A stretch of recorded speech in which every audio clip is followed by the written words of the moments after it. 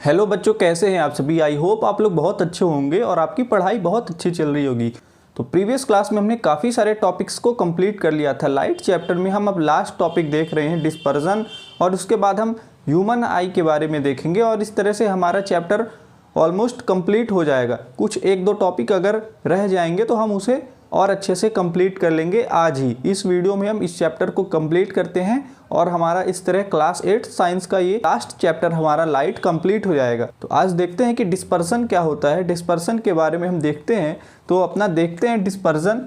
तो डिस्पर्सन एक ऐसी प्रोसेस है जिसमें लाइट जो है वो स्प्लिट हो जाती है। The splitting of white light into its component colours. तो आपने देखा होगा कि किस तरह से रेनबो फॉर्मेशन होता है। The splitting of light into its colour components. तो लाइट जो है वो 7 कलर्स से मिल करके बनती है, जिसे हम बोलते हैं विबग्योर, VIBGYOR, विबग्योर। तो इसी तरह आप समझिए कि जैसे रेनबो का फॉर्मेशन होता है तो वो किस वजह से होता है, क्योंकि वहाँ पर लाइट जो है वो स्प्लिट हो जाती है। उसके जितने भी कलर के कंपोनेंट्स हैं, जितने भी कंपोनेंट्स से वो बनी हैं, तो उसमें वो स्प्लिट हो जाती है, वहाँ पर डिस्पर्जन होता है। तो डिस्पर्जन हम समझते हैं कि अगर हम इसे sun as a source of light अगर देख रहे हैं, ये हमने यहाँ पर सन बनाया, तो इससे ये सनलाइट जा रही है और ये सनलाइट, ये यहाँ पर हमने वाटर मॉलिक्यूल बनाए हैं। वाटर ड्रॉप्स ही आप समझिए, मॉलिक्यूल अभी आप नहीं समझ पाएंगे तो आप वाटर ड्रॉप ही समझिए।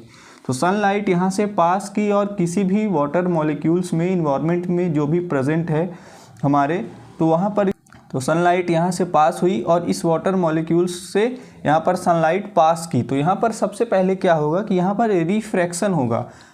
अगर किसी भी दूसरे मीडियम से वाटर ड्रॉपलेट यानी दूसरे मीडियम पर अगर लाइट जा रही है, पास कर रही है, तो वहाँ पर रिफ्रैक्शन होगा, यहाँ पर रिफ्रैक्शन होगा और फिर लाइट जो है तो रिफ्रैक्ट होकर वापस से रिफ्लेक्ट हो जाएगी। और रिफ्लेक्ट जब होगी तो वो इस तरह से 7 कलर्स में, यहाँ पर आप देखिए कि 1 2 3 4 5 6 7, तो इस तरह से कुछ 7 डिफरेंट कलर्स होते हैं। हमारे पास यहाँ पर अभी 7 कलर्स के नहीं है यहाँ पर कुछ भी लिखने के लिए, तो यहाँ पर आप समझिए, एज अ एग्जांपल समझिए कि इस तरह से 7 कलर्स में लाइट स्प्लिट हो जाती है, टूट जाती है एक तरह से, और यहाँ पर ऑब्जर्वर को ये 7 डिफरेंट कलर्स जो दिखाई देते हैं और इसी को हम बोलते हैं कि ये रेनबो है।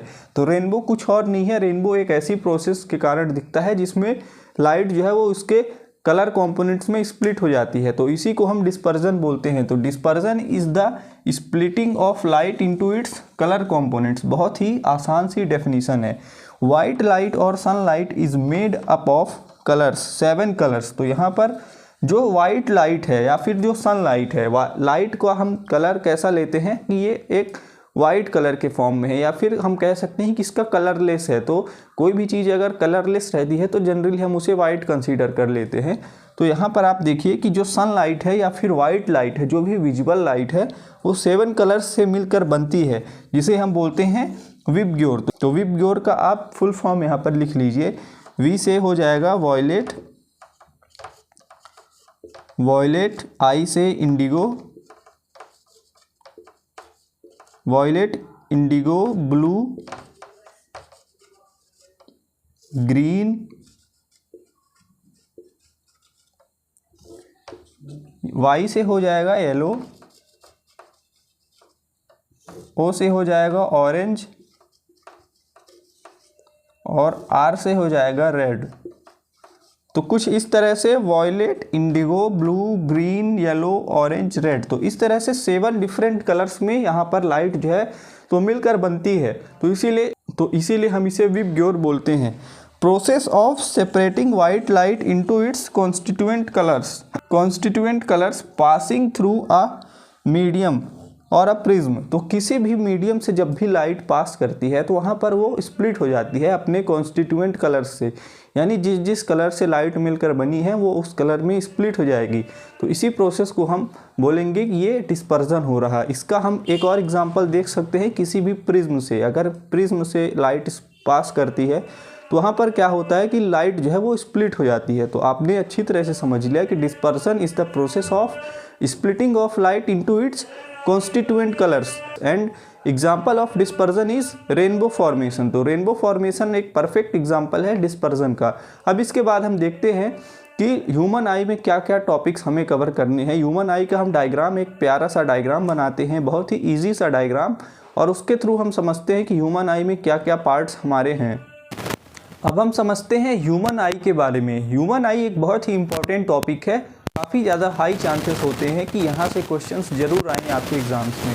और वैसे भी आपको ह्यूमन आई के बारे में पता होना चाहिए, क्योंकि सिर्फ ये अभी नहीं आपके काम आएगा, ये हायर क्लासेस में भी, इवन कि आपको कॉलेज में आपको बहुत ज़्यादा इससे हेल्प मिलेगी। तो ह्यूमन आई के बारे में हम समझते हैं, और सबसे पहले हम डायग्राम देखते हैं कि हमने यहाँ पर क्या क्या पार्ट्स ह्यूमन आई में शो किए हैं। तो सबसे पहले आप देखिए, यहाँ पर हमने बनाया है सिलियरी मसल्स। तो सिलियरी मसल्स आप सबसे पहले देखिए, एक सिलियरी मसल्स हमने यहाँ पर रिप्रेजेंट किया है। ये स्ट्रक्चर सिलियरी मसल्स है, साथ में यहाँ इधर भी है और यहाँ पर भी। इसके बाद हमने यहाँ पर आइरिस को शो किया है। ये जो आप देख रहे हैं ये आइरिस है। अक्सर आपने सुना होगा कि किसी की आइज़ ब्राउन है, किसी की ब्लू है, किसी की ब्लैक है। तो किस वजह से होती है? आइरिस की वजह से होती है। यहाँ पर आप बना लीजिए आप प्यूपिल। तो ये जो आप देख रहे हैं इसे आप बना लीजिए प्यूपिल। सो आइरिस क्या करता है कि प्यूपिल की साइज को कंट्रोल करता है। ये जो आप देख रहे हैं स्ट्रक्चर, ये प्यूपिल है। तो इसको कौन कंट्रोल करता है? ये आइरिस जो है वो कंट्रोल करता है प्यूपिल को। तो ये आइरिस हमने बनाया। इसके साथ साथ हमने यहाँ पर एक्वस ह्यूमर को रिप्रेजेंट किया। ये जो आप इसको देख रहे हैं ये क्या कहलाएगा? एक्वस ह्यूमर हम इसे बोलेंगे। ये एक तरह का फ्लूइड है, वाटरी फ्लूइड है। इसके साथ साथ यहाँ पर हमने लेंस को शो किया है। ये रहा लेंस, और ये आउटर मोस्ट लेयर हम बोल रहे हैं कॉर्निया। तो cornea is the outermost layer of the eye. इसके साथ साथ ये जो आप देख रहे हैं ये स्ट्रक्चर, ये प्यूपिल है। इसके फंक्शन भी हम आगे देखेंगे कि किसके क्या क्या फंक्शंस हैं। इसके बाद रेटिना, ये आप देख रहे हैं कि यहाँ पर एक लेयर हमने बनाई है, इसे हम रेटिना बोलेंगे, और इसे हम बोलेंगे विट्रस ह्यूमर। जिस तरह से हमने यहाँ पर एक्वस ह्यूमर को बनाया था, इसी तरह यहाँ पर विट्रस ह्यूमर भी हम बना रहे हैं। दोनों का अलग अलग फंक्शन है। सो यहाँ पर एक्वस ह्यूमर है और इसे हम विट्रस ह्यूमर शो कर रहे हैं। इसके बाद यहाँ पर आप देखिए फोविया सेंट्रलिस, ये वैसे तो हायर स्टडीज़ में है। ये आप देख रहे हैं इसे हम फोविया सेंट्रलिस बोल रहे हैं। ऐसे हायर स्टडीज़ की चीज़ें हैं। फोविया सेंट्रलिस अगर आप नहीं भी रिप्रेजेंट करेंगे तो कोई ज़्यादा आपको लॉस नहीं होगा, एक नॉर्मल रहेगा। नॉर्मल सा डायग्राम आप बनाएंगे, इतना ज़्यादा डिटेल में आप नहीं भी बना सकते। आप नहीं भी बनाएंगे फोविया सेंट्रलिस को, अगर आप शो नहीं करेंगे तो कोई उससे ऐसा नहीं होगा कि टीचर आपसे नाराज़ हो जाएंगे और आपके मार्क्स काट लेंगे। तो यहाँ पर आप बेसिक से चीज़ें बनाइए, जैसा कि आप बनाइए कि सिलियरी मसल्स कहाँ पर हैं, iris, aqueous humour, lens, cornea, pupil, retina, vitreous humour, optic nerve, इन चीज़ों को आप बना सकते हैं। ये बहुत ही इंपॉर्टेंट चीज़ें हैं। सो लास्ट में आपको लिखना है कि फिगर ह्यूमन आई। सो किसी भी डायग्राम को अगर आप बनाएंगे तो उसके साथ साथ आप लिखेंगे कि यहाँ पर ह्यूमन आई को हम रिप्रेजेंट कर रहे हैं, फिगर डैश ह्यूमन आई। सो इस तरह से आपने यहाँ पर देखा कि क्या क्या आइज़ में हम पार्ट्स अभी देखेंगे। सो आइज़ के बारे में हम देखते हैं कि बेसिक सी डेफिनीशन हम यहाँ पर देखते हैं कि eyes are spherical in shape. तो आइज़ का शेप कैसा है? स्फेरिकल शेप है। ये आप पूरा आइज़ का स्ट्रक्चर यहाँ पर देख रहे हैं। ये यहाँ पर सिर्फ इतना स्ट्रक्चर नहीं देखना, हमें पूरा स्ट्रक्चर आइज़ को देखना है, और ये पूरा स्ट्रक्चर ही आइज़ कहलाएगा, आई कहलाएगा। और ये कैसा ऑर्गन है? ये एक सेंस ऑर्गन है। सेंस ऑर्गन आपने देखा होगा, जो भी सेंस ऑर्गन होते हैं, तो आइज़ भी एक बहुत ही इंपॉर्टेंट सेंस ऑर्गन है। इसका डायमीटर 2.3 सेंटीमीटर है। याद रखिए कि यहाँ पर हम डायमीटर बोल रहे हैं, रेडियस नहीं बोल रहे हैं।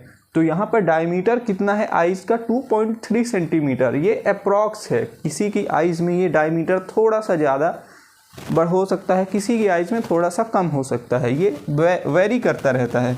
It helps us to perceive colour, depth and sense of sight. तो आइज़ क्या करती हैं? ये हमें परसीव करने में हेल्प करती है। परसीव यानी किसी भी चीज़ को देख करके समझना।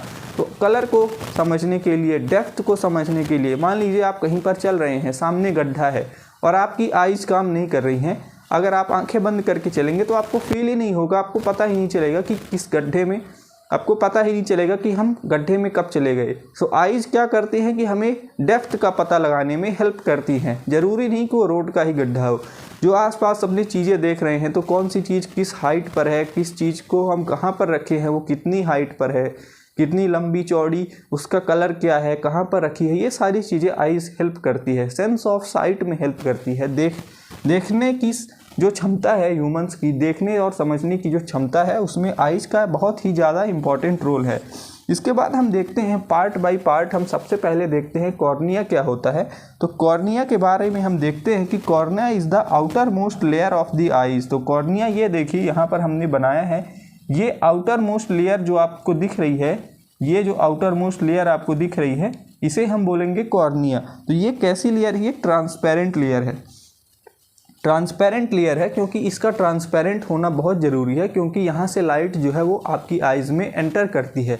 लाइट यहाँ से आपकी आइज़ में एंटर करेगी और फिर यहाँ पर फोकस होगी और फिर यहाँ पर ऑप्टिकल नर्व्स जो हैं वो आगे उसको ले जाएंगी, मैसेज को ब्रेन तक पहुँचाएंगी। तो यहाँ पर आइज़ जो है वो ट्रांसपेरेंट लेयर यहाँ पर कॉर्निया होती है। Light enters through cornea. तो कॉर्निया से क्या होता है कि लाइट जो है वो एंटर करती है आपकी आइज़ में। It forms a transparent bulge on the front of the eye. तो ट्रांसपेरेंट बल्ज का मतलब क्या है कि ये जो आप बल्ज देख रहे हैं आइज़ में, जो भी आपको फूला हुआ एक स्ट्रक्चर दिख रहा है आइज़ का, तो किस वजह से है? वो कॉर्निया की वजह से है। और ये आइज़ के फ्रंट में एक ट्रांसपेरेंट, एक बहुत ही ट्रांसपेरेंट का मतलब कि आर पार दिखाई देने वाला, कोई भी चीज़ यदि आर पार दिखाई दे रही है तो हम उसे ट्रांसपेरेंट बोलेंगे। तो एक बल्ज फॉर्म करता है आपकी आइज़ के फ्रंट में। तो इस तरह से आपने समझा कि कॉर्निया क्या होता है। तो सबसे पहले हमने कॉर्निया के बारे में देखा, इसे आप वो नंबर 1 आप डिनोट कर सकते हैं। यहाँ पर हमने कॉर्निया के बारे में एक्सप्लेन किया है। इसके बाद हम और आगे के धीरे धीरे सभी पार्ट्स को समझते हुए आइज़ को अच्छी तरह से कंप्लीट करते हैं।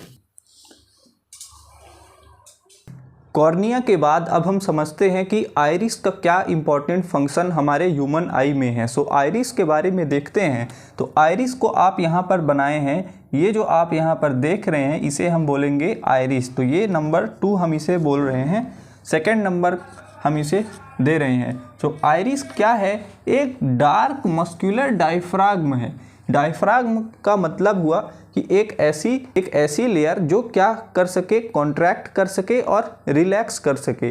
तो आपके चेस्ट में भी एक डायफ्राग्म होता है जो ब्रीदिंग में बहुत इंपॉर्टेंट इसका रोल है, और इसके बारे में आप आगे चलकर पढ़ेंगे। तो इसे आप ऐसा समझिए कि iris is a dark muscular diaphragm. ये मसल्स से मिलकर एक बना हुआ डायफ्राग्म है that controls the size of the pupil. और ये क्या कंट्रोल करता है? ये प्यूपिल की साइज को कंट्रोल करता है।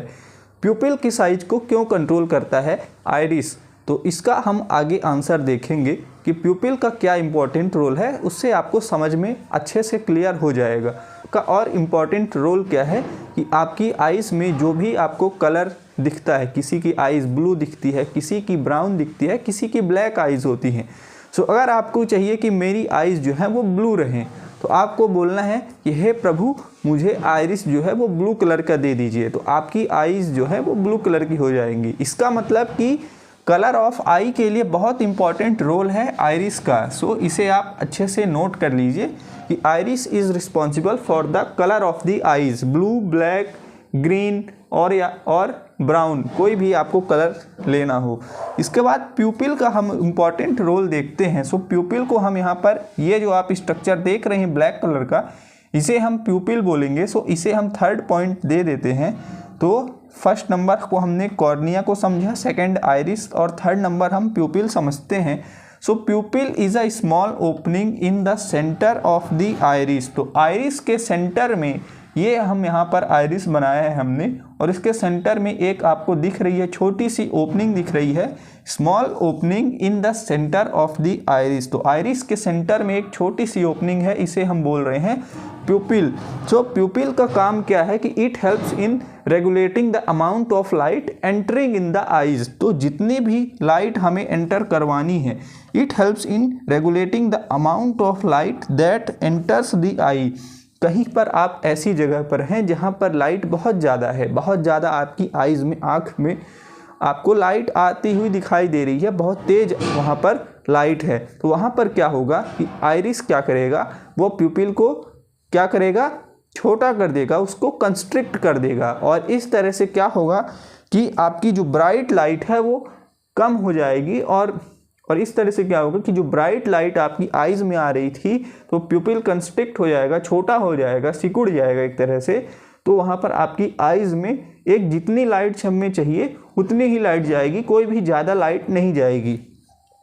कंस्ट्रिक्ट्स in bright light to prevent over exposure. तो प्यूपिल क्या करता है, एक कैमरा में जिस तरह से अपर्चर होता है उसी तरह प्यूपिल का भी काम है। ये क्या करता है कि लाइट की अमाउंट को कंट्रोल करता है, अमाउंट ऑफ लाइट को ये कंट्रोल करता है। अगर लाइट बहुत ज़्यादा है तो ये कंस्ट्रिक्ट हो जाएगा, अगर लाइट बहुत ज़्यादा हमारी आइज़ में आ रही है तो ये कंस्ट्रिक्ट हो जाएगा, जिससे होगा क्या कि हमारी आइज़ जो हैं वो रेटिना जो हैं, आइज़ जो हैं, विज़न जो है वो प्रॉपर रहेगा और रेटिना पर उसका निगेटिव इफेक्ट नहीं पड़ेगा। ज़रूरत से ज़्यादा अगर लाइट आएगी तो हमारा सेंस ऑफ विज़न जो है वो लॉस हो सकता है, वो कमज़ोर हो जाएगा। So regulates the amount of light that enters the eye and constricts in bright light. Bright light रहेगी तो ये कंस्ट्रिक्ट हो जाएगा और dilates in dim light to allow light for better visibility. और प्यूपिल क्या करेगा, डायलेट हो जाएगा, फैल जाएगा। अगर लाइट बहुत ज़्यादा कम रहेगी तो फैल जाएगा और जिससे होगा क्या कि ज़्यादा से ज़्यादा लाइट आपकी आइज़ में आएगी और उससे अंधेरे में आपको, डिम लाइट में आपको अच्छे से प्रॉपर तरीके से दिखाई देगा, विजिबिलिटी वहाँ पर आपकी अच्छी रहेगी, चीज़ों को आप अच्छी तरह से देख पाएंगे। सो आपने देखा भी होगा कि जब भी बहुत ज़्यादा लाइट आती है, सामने से बहुत ज़्यादा लाइट आती है, हमारी आइज़ जो है वो छोटी हो जाती हैं। तो इसी तरह जब भी बहुत कम लाइट रहेगी तो हमारी आइज़ जो है वो फैल जाएंगी, बड़ी बड़ी आँखें हो जाएंगी, आइज़ जो लार्ज साइज में दिखने लगेंगी, फैल जाएंगी। सो इसके पीछे का क्या रीज़न है, उसके पीछे का यही रीज़न है कि प्यूपिल के कारण ये हमारी आइज़ जो है वो छोटी या बड़ी दिखाई देती हैं। वो इसके पीछे का मैकेनिज़्म आपने इस तरह से समझ लिया। इसके बाद हमने प्यूपिल को समझा, इसे हम थर्ड पॉइंट नाम दे देते हैं कि हम ये थर्ड पॉइंट इसे हम बोल रहे हैं। और इसके बाद हम और आगे के पॉइंट्स डिस्कस करते हैं, जैसे कि aqueous humour, lens, ciliary muscles, optic nerve, fovea centralis, इन सभी टर्म्स के बारे में अच्छी तरह से हम समझते हैं। अब इसके बाद हम देखते हैं कि लेंस का क्या इंपॉर्टेंट रोल है हमारे ह्यूमन आई में। सो लेंस के हम बारे में हम देखते हैं। सो लेंस को हम फोर्थ पॉइंट हम नाम दे रहे हैं, इसे हम फोर्थ नंबर की पोजीशन दे रहे हैं। So lens is behind the pupil. So pupil के पीछे आपको दिखाई देगा लेंस, ये हम इसे फोर्थ नंबर दे रहे हैं लेंस को। सो लेंस यहाँ पर आप देखिए, ये हमने यहाँ पर बनाया है, ये जो आप देख रहे हैं इसे हम बोल रहे हैं लेंस। सो ये किसके पीछे होता है, ये प्यूपिल के पीछे होता है। ये प्यूपिल हमने बनाया है और इसके ठीक पीछे यहाँ पर आपको दिखेगा लेंस। तो लेंस का क्या इंपॉर्टेंट रोल है, helps to adjust the focal length required to clearly focus on objects. तो इसका क्या इंपॉर्टेंट रोल है, ये क्या करता है कि ये ऑब्जेक्ट्स को फोकस करने में हमें हेल्प करता है। मतलब कि कोई भी चीज़ अगर दूर है तो वहाँ पर हमें अलग तरह का फोकल लेंथ चाहिए, और अगर पास की चीज़ें देखनी है तो दूसरा फोकल लेंथ होगा। फोकल लेंथ का बहुत इंपॉर्टेंट रोल है। जब भी आप हायर क्लासेस में जाएंगे, स्पेशली आप क्लास 10th में और अच्छे से इसके बारे में समझेंगे। सो आप यहाँ पर नोट कीजिए कि इसका इंपॉर्टेंट रोल है, ये फोकल लेंथ को एडजस्ट करता है और ऑब्जेक्ट्स के पोजीशन के हिसाब से ये फोकल लेंथ को एडजस्ट करता है। ये फोकस करने में हेल्प करता है, चीज़ों को फोकस करने में हेल्प करता है। इसका सिंपल सा यहाँ पर मतलब हुआ। ये कैसा होता है, बाई कन्वेक्स होता है। बाई कन्वेक्स का मतलब कि ये इस तरह का आप जो देखेंगे इस तरह का आपको लेंस दिखाई देगा।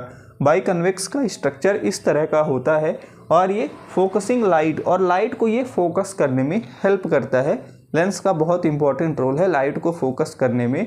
तो लेंस का बहुत इंपॉर्टेंट रोल है लाइट को फोकस करने में, और साथ में ये यूवी लाइट को फिल्टर करता है, यूवी लाइट फिल्ट्रेशन। और लेंस का साथ में इंपॉर्टेंट फंक्शन है कि ये जो यूवी लाइट जा रही है जो क्या करती है कि प्रॉब्लम कर सकती है। अल्ट्रावायलेट रेज क्या होती हैं, उनमें कैंसर हो सकता है, स्किन कैंसर कर सकती हैं। तो यूवी लाइट को ये फिल्टर करता है।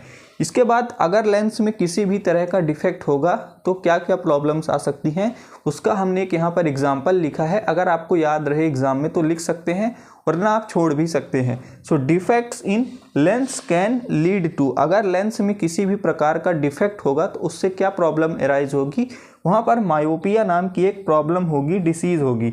इसमें होगा क्या कि नियर साइटेडनेस, मतलब कि पास की चीज़ें तो अच्छे से दिखेंगे लेकिन जो दूर की चीज़ें हैं, जो काफ़ी दूर की चीज़ें हैं, उनको आपको अच्छे से नहीं दिखाई देगा, वो ब्लर आपको चीज़ें दिखाई देंगी, प्रॉपर आपको क्लियर वहाँ पर दूर की चीज़ें नहीं दिखाई देंगी मायोपिया में। सो इस तरह से आपने समझा कि लेंस का क्या इंपॉर्टेंट रोल है। यहाँ पर हमने 4th पॉइंट दिया है लेंस को। अब इसके बाद हम समझते हैं 5th पॉइंट, हम इसे दे रहे हैं एक्वस ह्यूमर। सो 5th पॉइंट हम यहाँ पर बना रहे हैं एक्वस ह्यूमर। ये जो आप यहाँ पर देखेंगे फ्लूइड है aqueous humour. Aqueous humour is a clear watery fluid, और ये क्या है, एक वाटरी फ्लूइड है, मतलब कि ये 98 से लेकर 99% तक, 99.9% तक ये किससे मिलकर बना हुआ है, वाटर से मिलकर बना हुआ है। 98 to 99% ये वाटर से मिलकर बना हुआ है। एक्वस ह्यूमर का काम क्या है? एक्वस ह्यूमर यानी जो आप वाटर अपनी आईज से देखते हैं, जो कभी कभी बाहर निकलता रहता है, उसका क्या इंपॉर्टेंट रोल है, वो क्या काम करता है? ये प्रोवाइड करता है न्यूट्रिशन। इसका इंपॉर्टेंट रोल है न्यूट्रिशन प्रोवाइड करने में, जैसे कि ग्लूकोज हो गया, अमीनो एसिड्स हो गए। जैसे कि ग्लूकोज हो गया, अमीनो एसिड्स हो गए।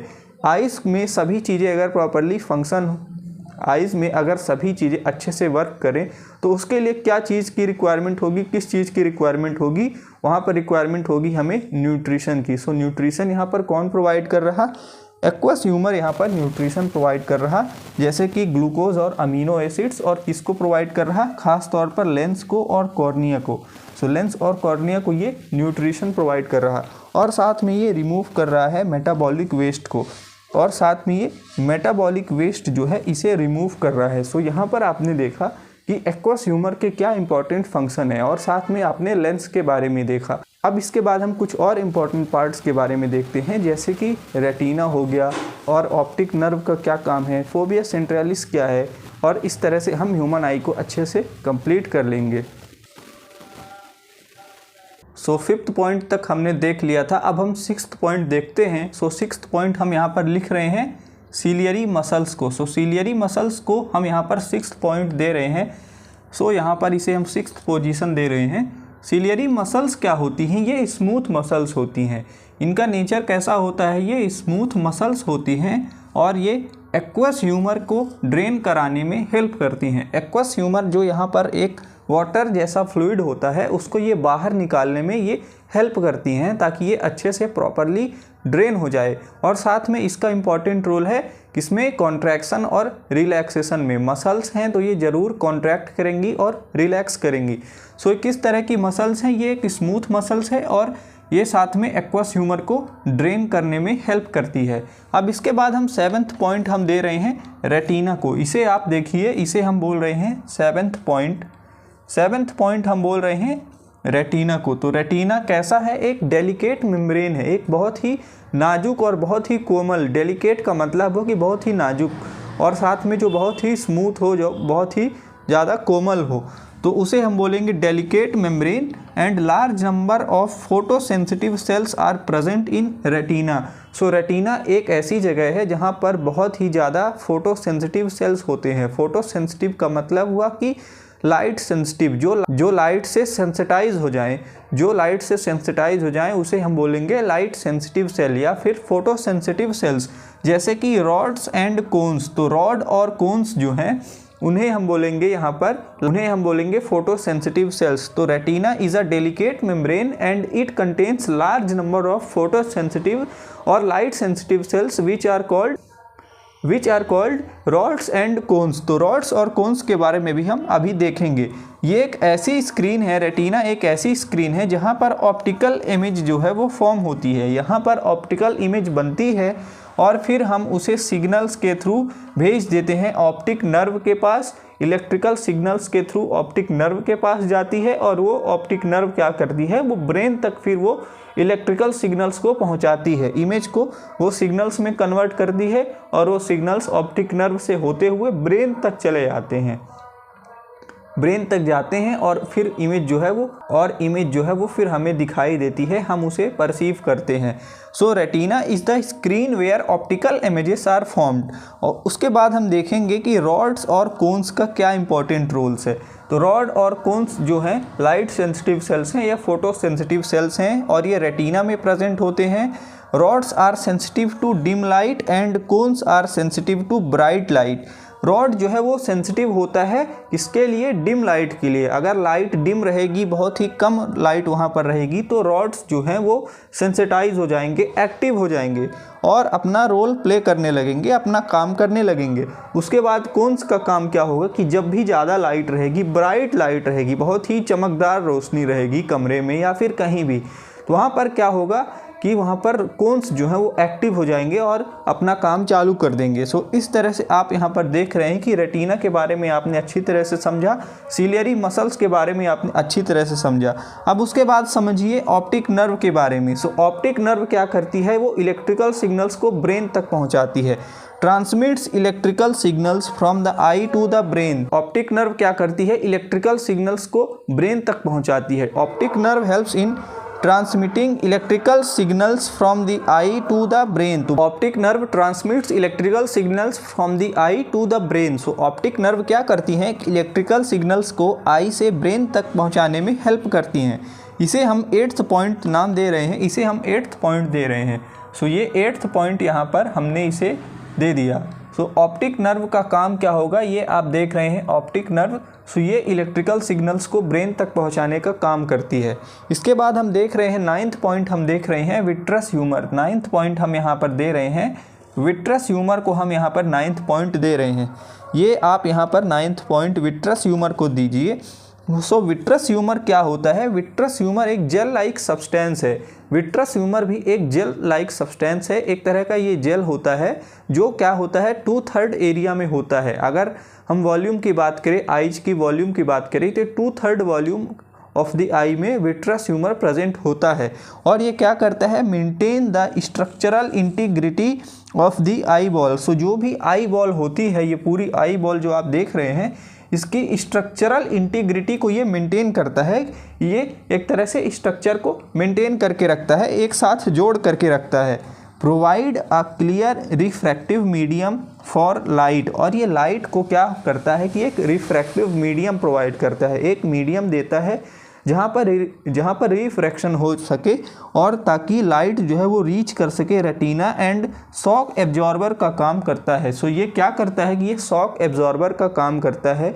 विट्रस ह्यूमर का काम क्या है कि ये स्ट्रक्चरल इंटीग्रिटी को मेंटेन करके रखता है, साथ में ये शॉक एब्जॉर्बर का काम करता है और साथ में इसका क्या काम है कि इसका काम क्या है कि ये रिफ्रैक्टिव मीडियम प्रोवाइड करता है, जिससे कि जो लाइट रेज हैं, जो लाइट आपके आइज़ में आ रही है, लाइट रेज जो भी आ रही हैं उनका प्रॉपर रिफ्रैक्शन हो सके। एक रिफ्रैक्टिव मीडियम प्रोवाइड करता है जिससे कि रिफ्रैक्शन हो सके।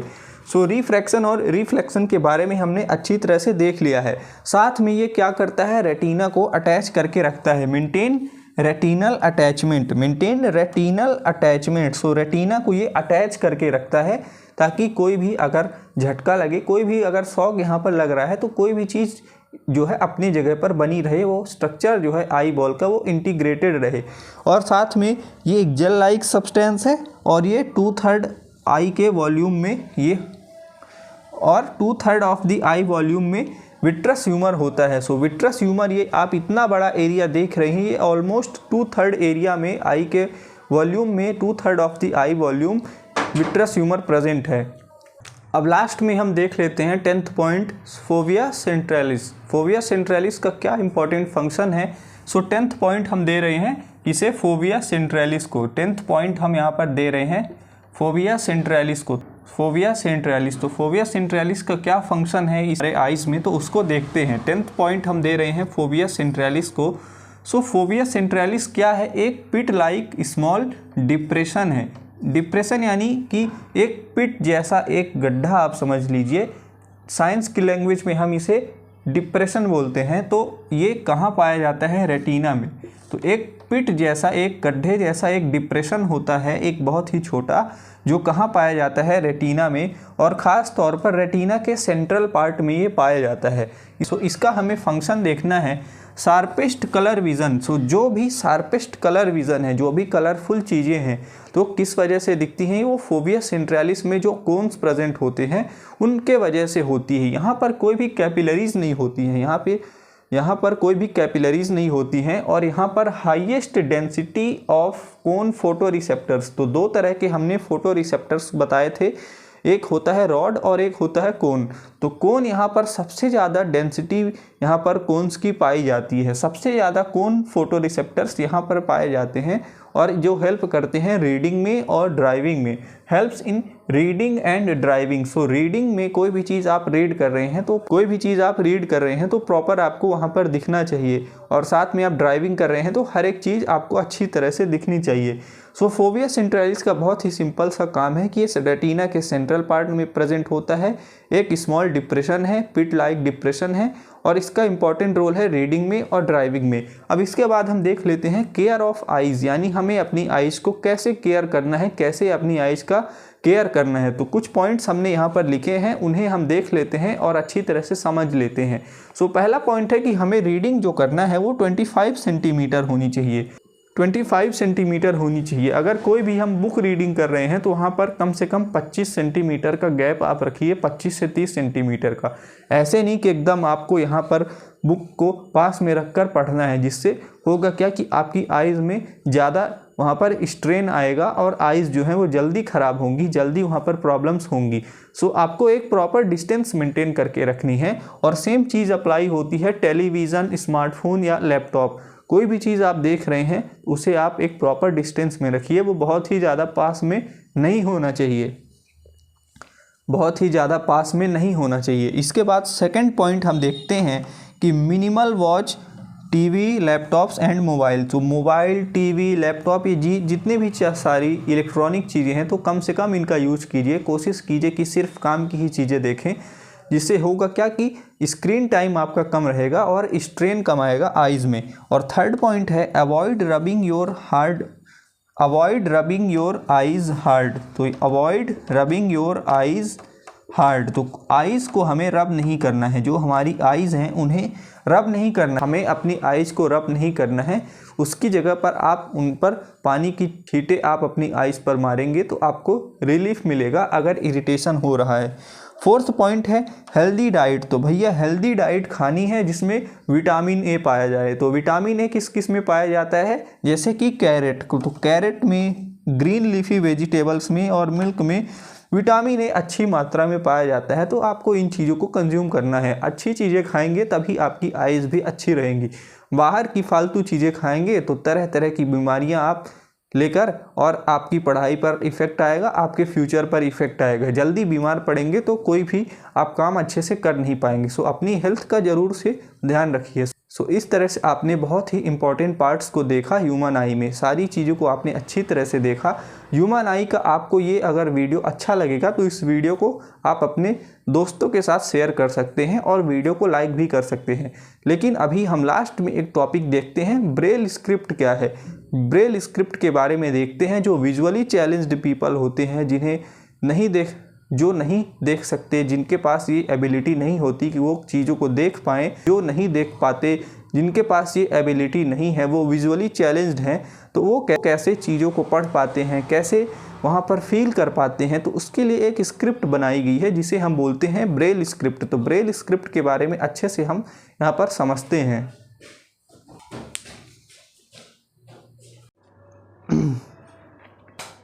अब एक लास्ट टॉपिक हमारा बचा है ब्रेल स्क्रिप्ट। तो ब्रेल स्क्रिप्ट के बारे में देखते हैं, ये कैसी स्क्रिप्ट है और ये किस लिए बनाई गई है। सो उसके बारे में हम देखते हैं। सो ब्रेल स्क्रिप्ट एक अल्फ़ाबेट सिस्टम है, एक यहाँ पर अल्फ़ाबेट सिस्टम है designed for visually impaired person. और ये किस लिए डिज़ाइन किया गया है, ये विजुअली इम्पेयर्ड पर्सन के लिए, जो व्यक्ति नहीं देख सकता, जिसके पास ये एबिलिटी नहीं है कि वो चीज़ों को देख करके समझ पाए, उसके लिए एक अल्फ़ाबेटिकल सिस्टम डिज़ाइन किया गया है ताकि वो भी पढ़ सके और लिख सके। अगर कोई भी व्यक्ति पढ़ना चाहता है, लिखना चाहता है, तो उसके लिए भी कोई न कोई व्यवस्था होनी चाहिए। सो उनके लिए ऐसे व्यक्ति जो नहीं देख सकते, तो उनके पास ऐसे व्यक्ति जो नहीं देख सकते, चीज़ों को अपनी आइज़ से नहीं देख सकते, तो उनके लिए एक ऐसा सिस्टम डिज़ाइन किया गया है जिसमें वो फील करके, टच करके और फील करके चीज़ों को वो पढ़ पाएँ, और अगर कुछ लिखना चाहे तो वो लिख भी सकते हैं। सो उसके लिए ब्रेल स्क्रिप्ट डिज़ाइन की गई है। सो ब्रेल स्क्रिप्ट में क्या होता है, 6 अलग अलग डॉट्स होते हैं, 6 डॉट्स होते हैं अरेंज्ड इन अ मैट्रिक्स, और एक मैट्रिक्स में वो अरेंज होते हैं, वो मैट्रिक्स में अरेंज होते हैं एक प्रॉपर पैटर्न में। और यहाँ पर ये डॉट्स कैसे होते हैं, रेज्ड होते हैं। ये डॉट्स जो हैं वो जो ब्रेल शीट होती है, जो पेपर होता है, उस पर ये रेज्ड होते हैं। आपने अगर कहीं पर आप अगर किसी भी स्कूल में जो विजुअली इम्पेयर्ड पर्सन के लिए बनाई गई है वहाँ पर आप जाएंगे तो आप उस शीट को देख सकते हैं, और यहाँ पर 6 अलग अलग डॉट्स होते हैं जो रेज्ड होते हैं, उठे हुए होते हैं, और उन्हें वो टच करके और वो फील करते हैं, जो फिर वो ऐसे टच करेंगे और वो फील करेंगे, उसका एक प्रॉपर पैटर्न होता है। Individuals who are blind touch and feel the patterns of raised dots to recognize the letters. तो जो भी इंडिविजुअल्स जो ब्लाइंड है, जो नहीं देख सकते, वो क्या करते हैं कि इन्हीं पैटर्न्स को टच करते हैं और फील करते हैं, और इस तरह से वो रीड और राइट कर सकते हैं, इस तरह से वो पढ़ सकते हैं। लेटर्स को पढ़ लेंगे तो लेटर्स को पढ़ने के साथ साथ वो सेंटेंस और इस तरह की सारी फिर एजुकेशन वो कर सकते हैं। और इसमें 6 डॉट्स होते हैं जिसको हम 63 डिफरेंट वेज में बना सकते हैं, और इससे हम लेटर्स को रिप्रेजेंट कर सकते हैं, नंबर्स को रिप्रेजेंट कर सकते हैं, पंचुएशन मार्क्स को रिप्रेजेंट कर सकते हैं। लेटर्स हो गया, नंबर्स हो गया, पंचुएशन मार्क्स, यानी प्रॉपर सारी चीज़ों को हम ब्रेल स्क्रिप्ट से रिप्रेजेंट कर सकते हैं। प्रॉपर लेटर्स को रिप्रेजेंट कर सकते हैं, प्रॉपर नंबर्स को रिप्रेजेंट कर सकते हैं, और हम साथ में पंचुएशन मार्क्स यानी फुल स्टॉप, कॉमा, इन सब चीज़ों को भी हम अच्छे से रिप्रेजेंट कर सकते हैं। सो इस तरह से आपने समझा कि 6 डॉट्स का यूज करके हम 63 डिफरेंट पैटर्न्स बना सकते हैं, और उन पैटर्न्स को हम एक फिक्स्ड लेटर, नंबर या फिर पंचुएशन मार्क्स दे देंगे। मान लीजिए ए लेटर है तो हमें उसे प्रॉपर एक फिक्स कर देना है कि ये इस तरह का अगर हमें टच होगा तो ये ए कहलाएगा। अगर बी है तो बी के लिए डिफरेंट तरह का टच होगा, अलग तरह का पैटर्न होगा। तो इस तरह से अलग अलग पैटर्न्स यहाँ पर बने होते हैं। सो इस तरह से आपने समझा कि ब्रेल स्क्रिप्ट क्या होती है। अब लास्ट में हमें यह भी देख लेना चाहिए कि ब्रेल स्क्रिप्ट को किसने बनाया। तो ब्रेल स्क्रिप्ट को किसने बनाया, ये एक जनरल नॉलेज की चीज़ है और आपको पता होनी चाहिए। सो ब्रेल स्क्रिप्ट को बनाया है लुइस ब्रेल ने। लुइस ब्रेल एक फ्रेंच एजुकेटर थे, किसी स्कूल या कॉलेज में ये पढ़ाते थे, पढ़ाने का काम करते थे। और ब्रेल स्क्रिप्ट को किसने बनाया, फ्रेंच एजुकेटर लुइस ब्रेल ने। लुइस ब्रेल नाम के व्यक्ति ने इसको बनाया है। और जब वो 3 वर्ष की एज में, उनको 3 साल के जब वो थे तब वो ब्लाइंड थे, और फिर जब वो 15 साल के हुए तो उन्होंने एक अलग तरह का सिस्टम बनाया जिसे हम बोलते हैं ब्रेल सिस्टम। ब्रेल स्क्रिप्ट को उन्होंने बनाया।